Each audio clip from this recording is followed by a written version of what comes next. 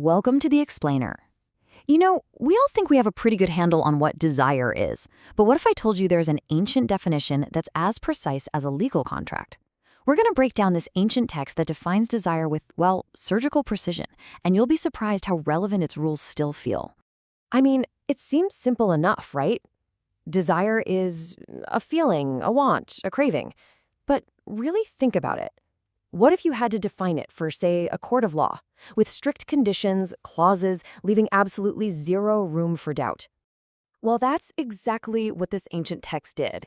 And today, we're going to build that definition right here, piece by piece. We'll follow its logic to see just how intricate and honestly, how complex its structure really is. All right, let's get into it. First thing you need to know is that this text doesn't just lump desire into one big messy category. Nope, it starts by splitting the whole idea into two really fundamental types. So you've got these two categories. On one hand, there's secondary desire, which they called aprahen kama. Think of it as a broad catch-all term. But what we're really digging into today is principal desire, or praden kama. This is the big one, the highest, most complete form. And to even qualify, it has to pass a super strict three-part test.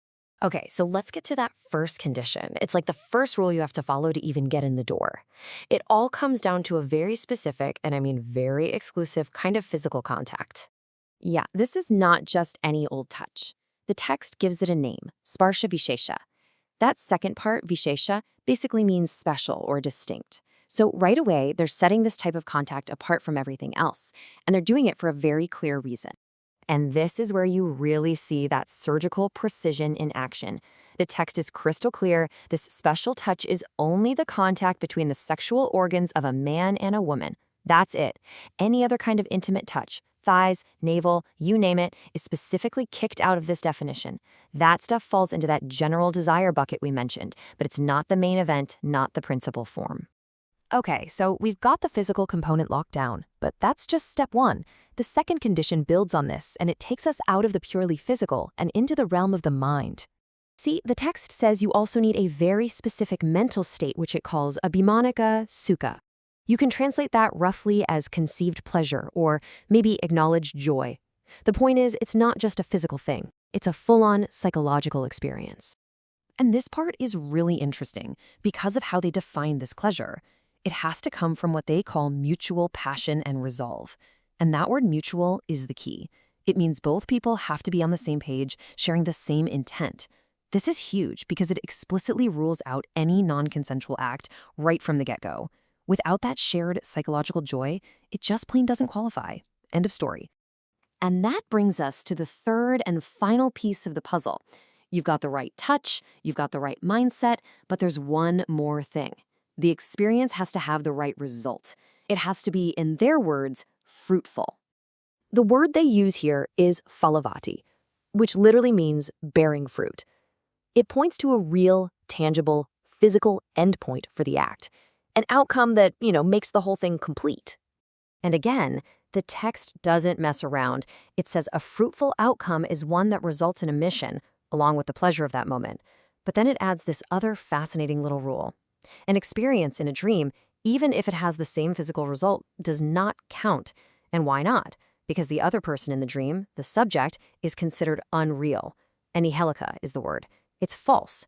And for these thinkers, that line between what's real and what's an illusion was absolutely critical. Okay, so there you have it, our three conditions: the special touch, the conceived pleasure, and the fruitful outcome. Let's put them all together now and see how they work like a strict logical checklist. This table really lays it all out. Let's run some scenarios. A passionate kiss? Well, it definitely has that mutual pleasure, but nope, it fails on special touch and it's not fruitful. So, out. What about a dream that feels totally real? It fails because the touch is technically unreal. So, that's out too. And what about a non-consensual act? It might check some physical boxes, but it critically, fundamentally lacks that mutual conceived pleasure. So that's a hard no. You see, you have to check every single box to qualify as pradan kama. So there it is, the complete three-part formula. It's a lockstep process. You need the right kind of touch, plus the right kind of pleasure, plus the right kind of outcome. All three, or it doesn't count. And that brings us to the final complete definition when you put it all together. It's not just a feeling, it's a specific kind of awareness.